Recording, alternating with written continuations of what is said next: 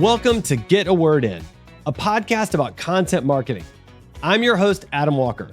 I'm passionate about sharing stories and knowledge through content, especially in the form of podcasting. In fact, I co-founded Edgewise.media, a podcast-first marketing content agency. On this show, I interview content marketers at some of the top companies in the world and discover what's working for them, what isn't, and most importantly, what's next. So stay tuned and get ready for some great content about content marketing.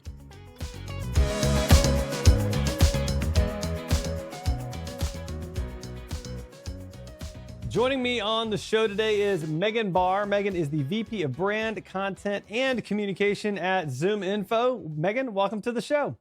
Thank you so much for having me. I'm excited to chat with you today. Yeah, this is going to be great. I'm really looking forward to it. So let's start off with you. Who are you? What do you do? What do your days look like?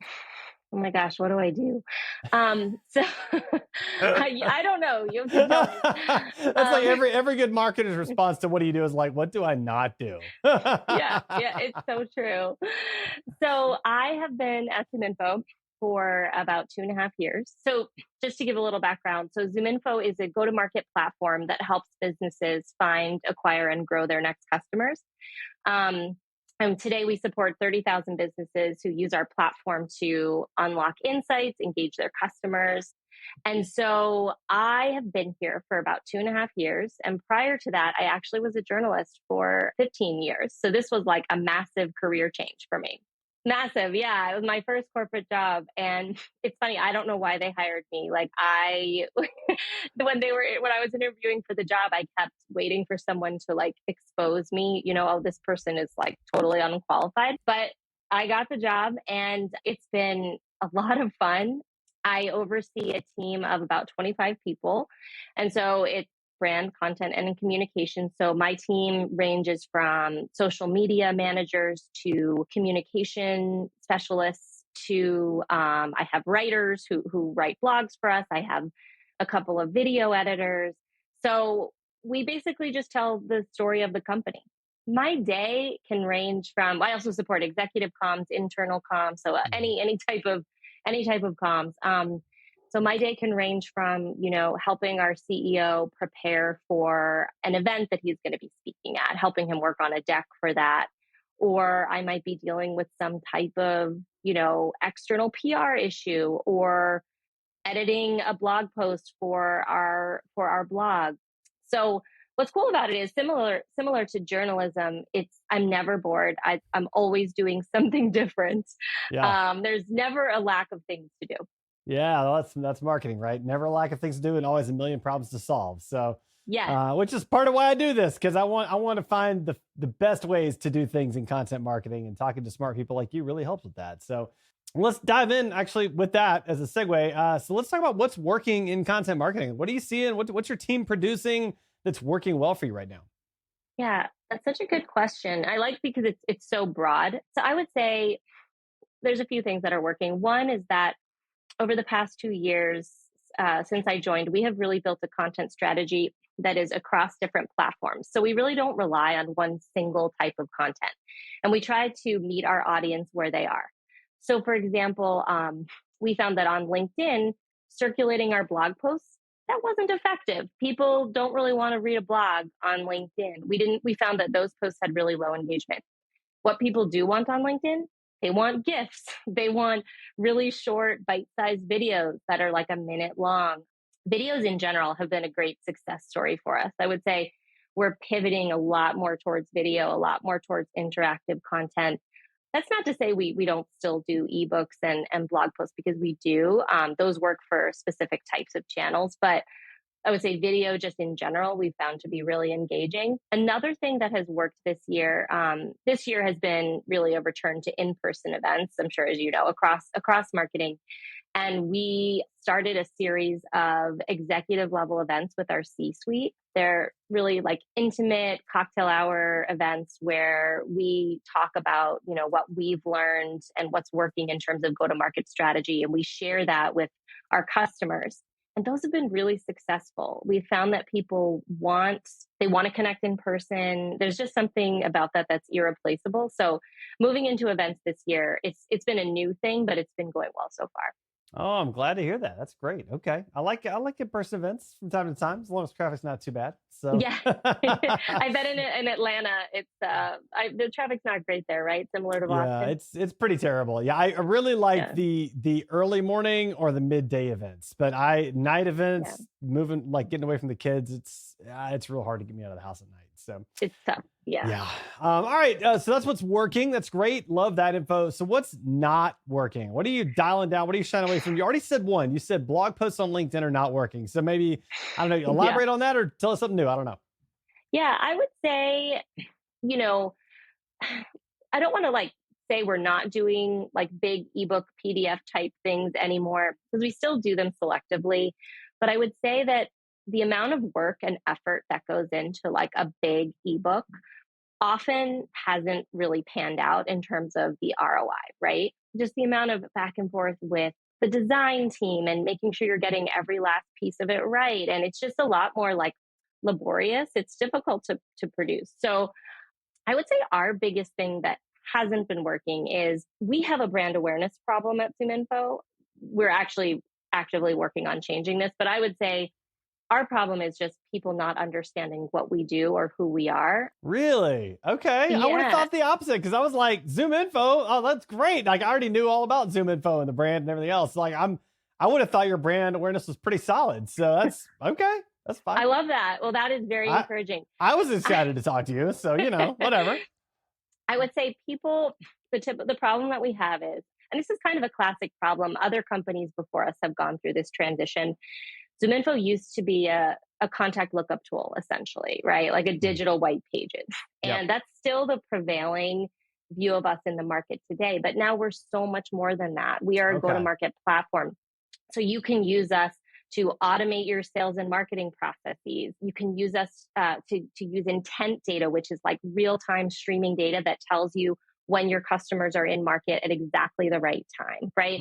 And so there's this sort of archaic view. And until this year, we really haven't invested in brand. So we finally realized, we have to change this. We have to work on our brand. And so actually this goes to, I think, one of the questions you were going to ask me. If you had to focus on one thing, what would it be? And for me, that is brand. So we've actually spent a lot of time. We kicked this off like end of last summer, defining our new brand messaging.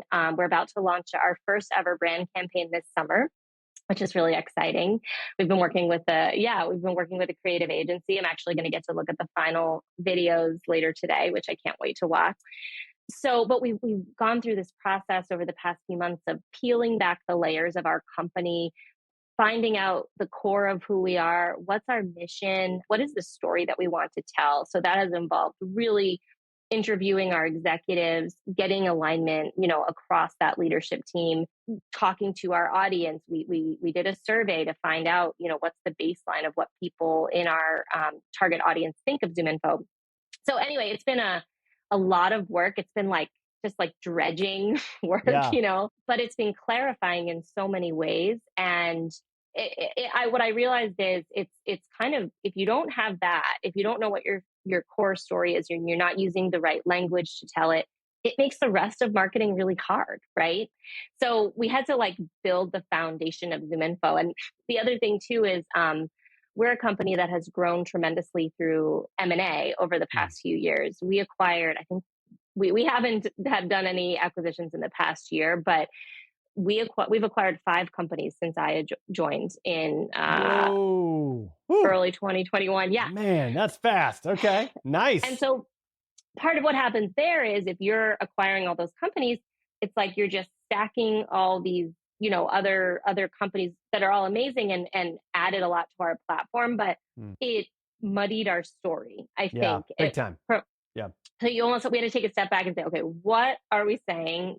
Look at our brand architecture. Where do all of these different products fit into our platform? So it's been honestly so fascinating and fun. I would say working on brand has been the highlight of what I've done at ZoomInfo so far. Oh, that's fantastic. Oh, I love that. Okay. So, so that's your focus. So then the last question then is channels. What, I mean, you already mentioned LinkedIn. What channels are you focused on? Any new and emerging channels you're excited about? Well, we've started to get into TikTok.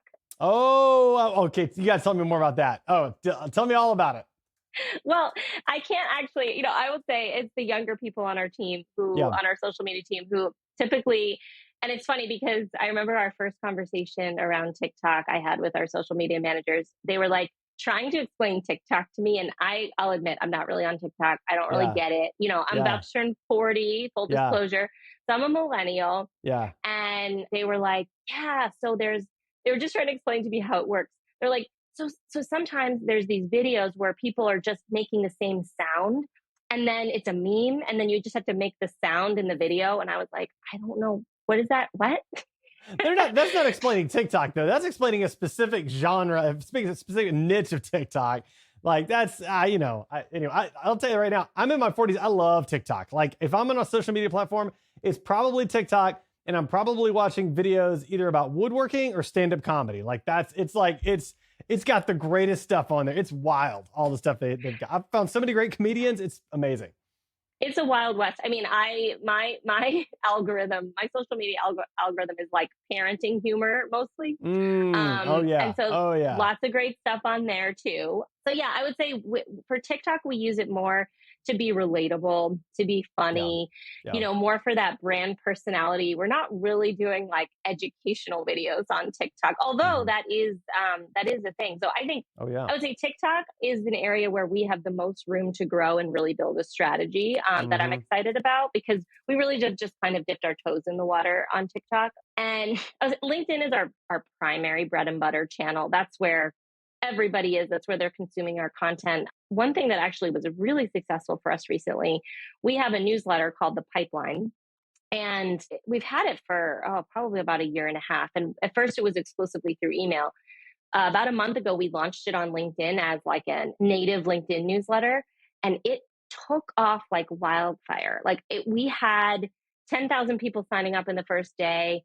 Like it was shocking the numbers that we were seeing. It was so much better than the numbers that we had just on our email platform. So that, and it's still growing.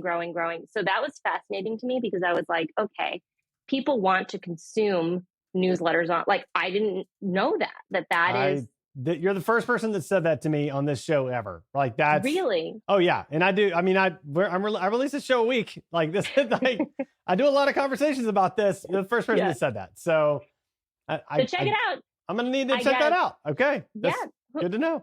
Who knew? And maybe it's our specific type of content. There's so many. Sometimes it's like it's an alchemy of different things, right? Yeah, like you don't know. Right. It's like when I was at the Boston Globe. I had a few stories that went viral. It's like you're always trying to predict what's going to go viral, what's going to be the next thing. And it's really hard to predict. Like, I got to say, sometimes it is just magic, like for things to come together and for a piece of content to take off. I don't think anyone truly knows like the secrets on any platform, in marketing and journalism and, whatever medium you're working in. Yeah. Wow.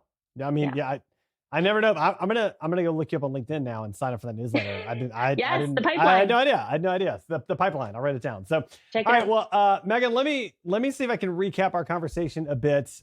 Being that you're a former journalist, you can let me know how I did at the end. Fingers crossed. But for what's working related to content marketing, you said content strategy across all platforms, not relying on one single type of content, but distributing, like having a plan across the platforms instead.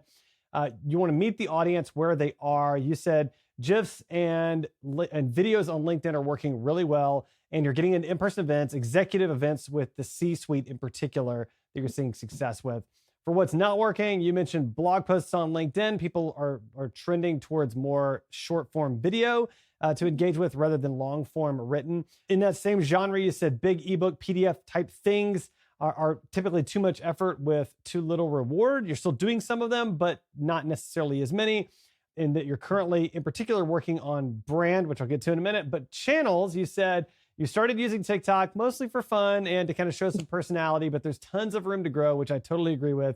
LinkedIn is your primary channel where people are consuming content. You've got a newsletter called The Pipeline that launched on LinkedIn as a new LinkedIn newsletter. And you said did you say you had 10,000 signups on your first day? Is that what you said? Yeah, sure. Let me double check that actually before. No, don't double check. That sounds amazing. That we're gonna totally go with that. I fully believe you. We're all good. And then for focus, in terms of what you focus on, you said right now you're focusing on brand and brand messaging and new messaging, and you're launching your first brand campaign this summer, which is really exciting because you have to know who you are and how you want to talk about things in order to be able to build other marketing and communications campaigns around that. Did I miss anything? Anything you want to correct or add to that? No, that was a really impressive summary. You got it. You could have been a journalist in another life. I would love to believe that. Like, I kind of always secretly wanted to be a journalist. Like, I think that's kind of why I do podcasts, because like I want to tell stories and listen well. I want to listen well to people. So, well, Megan, this has been great. I'm going to put you on my short list for another interview in the near future, if you don't mind. Any final thoughts you want to share with our audience before we wrap up?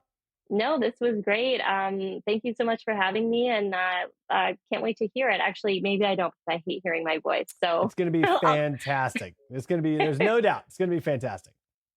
All right. Thank you so much, Adam. I appreciate it.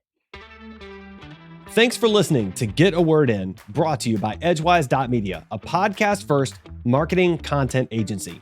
To learn more about Edgewise, visit www.edgewise.media. I'm your host, Adam Walker. To connect with me, check out my blog at adamjwalker.com. Thanks for listening, and make sure to subscribe now so you don't miss our next great conversation about content marketing.